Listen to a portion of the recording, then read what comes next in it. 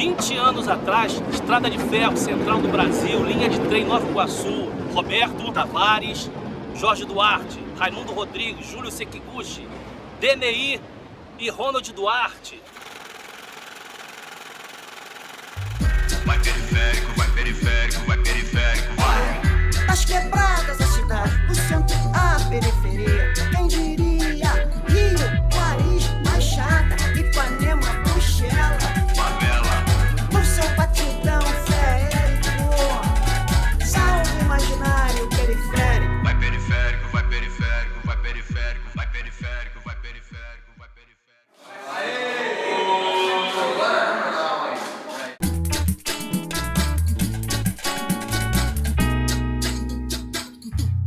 O que nos unia era a Baixada, que todo mundo tinha saído da Baixada. Mas o Jorge já tinha sido no Bienal de Paris, por exemplo. Na realidade, o que a gente queria fazer era uma coisa pragmática. Como que a gente pode expandir o circuito com as possibilidades que a gente tem? Eu não sei se era ingenuidade ou romantismo, mas tinha uma coisa de tentar trazer para cá a atenção, o interesse também, para ver a produção do que as pessoas faziam aqui. Do Galpão do Gil, onde vai ser realizada a primeira exposição de arte contemporânea do bairro de Três Corações, com a participação do Grupo Imaginário Periférico.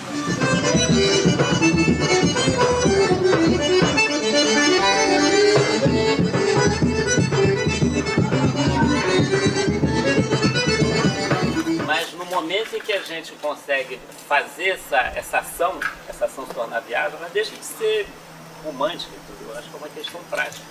Eu sempre questiono essa questão de romantismo, né, que parece que é uma coisa meio utópica que não vai se conseguir concretizar.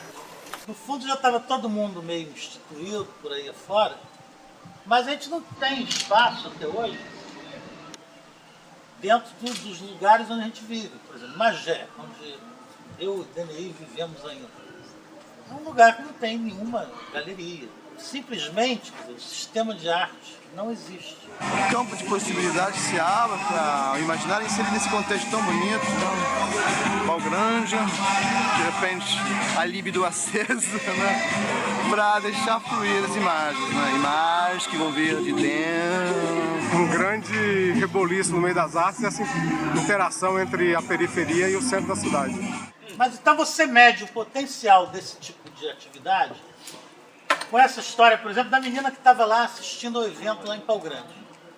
Uma pessoa com um olhar absolutamente virgem do sistema de arte, de repente ela intui alguma coisa e ela simplesmente tirou a sandália, juntou os saltos, tirou a piranha aqui que ela amarrava o cabelo, prendeu aquilo ali, amarrou uma fita, botou no chão, fez um círculo em volta. Isso aqui é minha obra e eu também agora estou participando. Todo grupo, por ser grupo, já é excludente. Só por ser grupo já cria uma identidade. A gente não alimenta poder nenhum, a gente também não quer identidade nenhuma. Todos nós somos confluentes. Ninguém é excludente. Ninguém cria um estereótipo para excluir. Mas, pelo contrário, a gente sempre encontra os pares. Tudo o que a gente pode agregar, o que a gente pode conciliar, o que a gente pode receber. Eu faço minha arte desde 6 anos de idade. O Timbuca, por exemplo, que era um cara que produzia isoladamente, depois de aposentado, sem espaço físico e social. Quando ele descobre o imaginário periférico, a produção dele explodiu. Ele teve uma curta carreira, porque já era idoso, mas brilhante. Quanto mais gente, né? Quanto mais obras, quanto mais artistas pudessem divulgar o trabalho para o público, né? Melhor efeito também teria. O ápice foi Central do Brasil. Bom, eu sou Hélio Branco, artista plástico, eu estou aqui na Central do Brasil, no Rio de Janeiro. Nesse momento eu estou aqui ao lado da minha obra, foi realizada para ser consumida, né? Arte para alimentar as pessoas. É uma espécie de convite, né? E uma espécie de oferta nesse sentido. Isso eu estou me maravilhando, né? Como se diz, vendo como o público tem uma receptividade assim que a gente pega assim de bandeja, como se fosse assim, eles que estão nos provocando, né? Eu acho que a arte tem que ser realmente uma festa, quer dizer, tirar um pouco daquelas galerias do Zona Sul, jogar para a central do Brasil. Aqui é o centro do Brasil.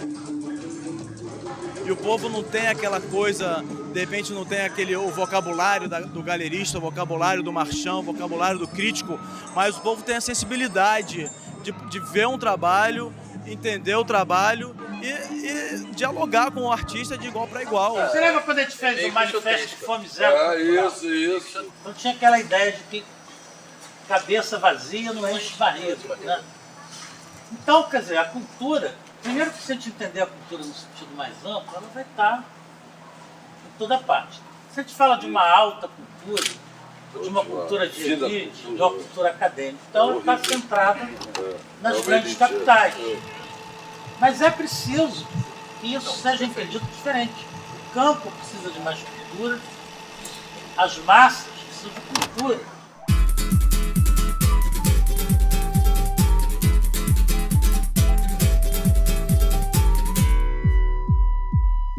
No Rio de Janeiro, a gente pode quase que circunscrever entre o centro e a Zona Sul. Tijuca tem o Sesc. Passou de São Cristóvão, Meias, não tem, acabou. Então, quer dizer, isso aí elitiza sim. Primeiro, questão econômica. Acontece onde tem a grana, não onde tem gente. Existe uma construção de mercado que acontece, que se dá, que eu não sei se essa autonomia tem que existir também. Quer dizer, eu determino, porque eu sou dono da galeria, eu imponho esse tipo de... Entendeu? Acho que a gente pode ver também como produtor esse tipo de imposição, afinal de contas, de mercado. Eu acho que, se pensar lá do tempo da escola antiga, que os artistas não queriam que as galerias fossem estatais, queriam que tivesse uma liberdade, né, para poder ter um certo comércio, e de repente a gente também volta, eu sei, mas a gente fica num meio termo aqui, como produtor. Afinal de contas, qual é o papel? Qual é o papel? Qual é o papel? Qual é o papel? Uma vez, diante de uma crítica dessas que fazem no imaginário periférico, eu formulei a seguinte sentença. O imaginário periférico não é nem plataforma de lançamento para artistas emergentes, nem tábua de salvação para artistas naufragados. Porque não existe uma unidade conceitual acadêmica. Esse é um problema que a gente não... Mas é um aspecto da liberdade. É aspecto de uma liberdade indígena, vamos dizer assim. A gente é muito índio nesse ponto. Eu acho positivo, mas muita gente vê como negativo. Porque não tem um ponto de vista estético estabelecido. Eu acho que o periférico, quando ele entra também, né, ele atinge esses dois momentos. Né? Primeiro, de quebrar essas fronteiras, que é uma coisa do texto que a gente coloca, né, que é essa fronteira que existe. O outro, que eu acho que é um problema sério, que é quando começa a questionar tanto das galerias, que é o comércio. Quando a figura do curador se estrutura como uma necessidade, como um pilar do sistema de arte, o periférico vem e estoura com isso. Fala, quem quiser, venha. Então, na Galeria 90, lá a Nina falou, estava nervosíssima. Deixa, vão destruir minha galeria, vai ser... Olha só, nós temos que limitar o número de artistas. Vai ser tantos artistas. Eu falei, não, então não tem. Isso tudo foi exposto nos 180 trabalhos em Varal. Aí veio a repórter e pergunta assim, como é que vocês se sentem sendo um grupo da Baixada que agora conseguiram expor na Zona Sul? Olha lá. A gente não conseguiu, não é isso. Aí eu tentei explicar, não estamos aqui, nós fomos aqui porque fomos convidados. De alguma maneira, já éramos pessoas incluídas dentro desse... Capturadas pelo sistema. Alguns com obras penduradas dentro dos museus.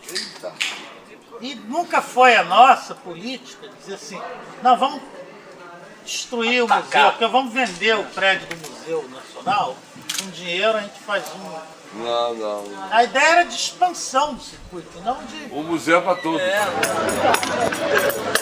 Em qualquer galeria aí fora, senhores passageiros, vocês vão pagar por objeto desse de 2 a 3 mil reais.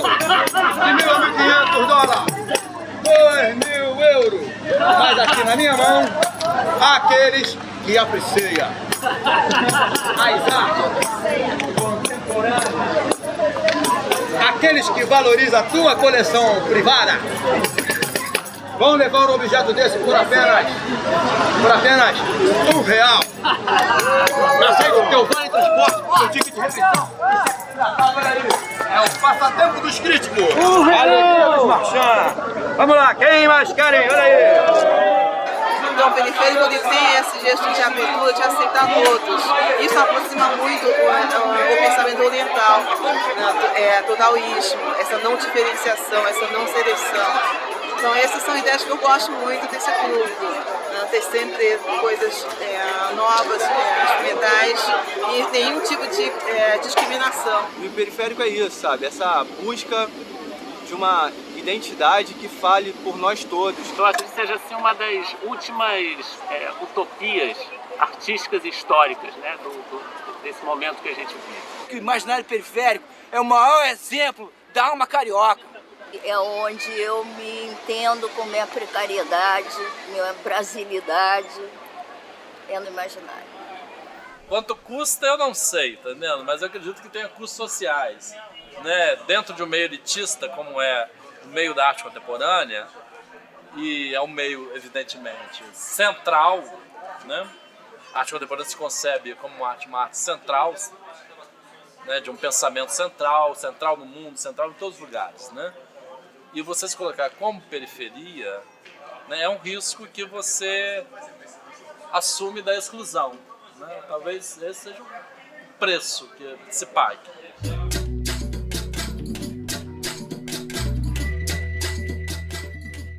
Periférico é a atualização do marginal, em termos da palavra, que marginal ficou com uma conotação negativa. Mas, na verdade, o marginal e o periférico são a mesma coisa.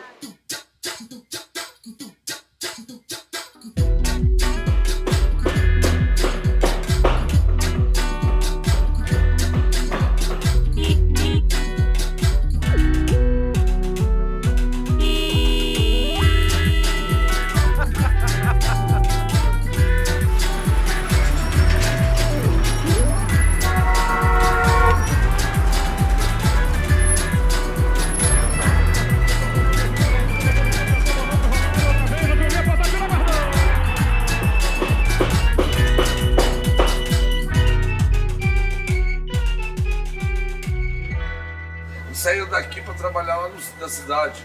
Então, quer dizer, saíram daqui para estudar lá também.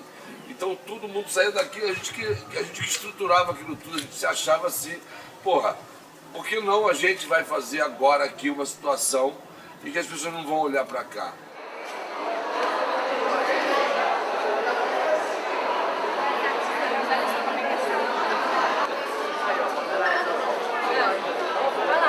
O catálogo só sai daqui com o carimbo do autenticador de catálogo sem calça. Eu quero é voltar, eu bato na rua. 1, 2, 3, e já!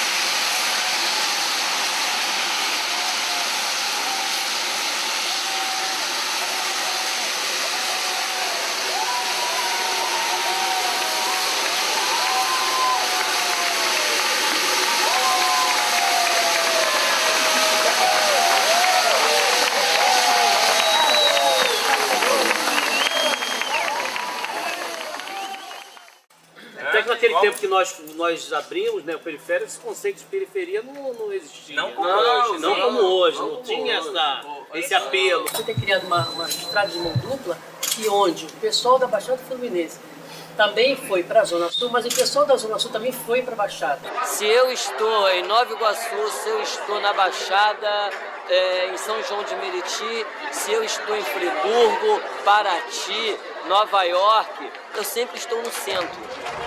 O que parte em torno é a periferia.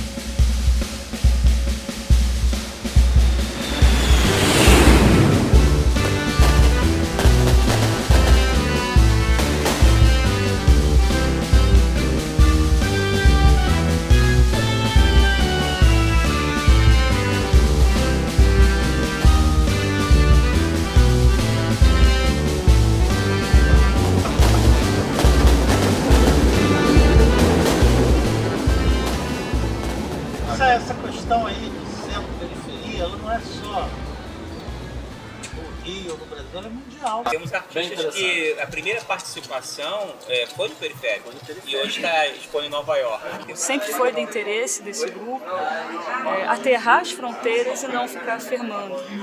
Não afirmar as fronteiras, não afirmar as diferenças, mas aterrar as diferenças e investir na alteridade, investir no discurso plural, investir realmente nessa questão mais heterogênea e não hierarquizada. De alguma forma tiveram laços no passado, estudaram belas artes juntos, cresceram de alguma forma juntos e tem esse compromisso afetuoso. Isso também eu acho que é relevante, porque no final das contas, essas reuniões também, eu acho que o que conta é essa distribuição de afeto, né?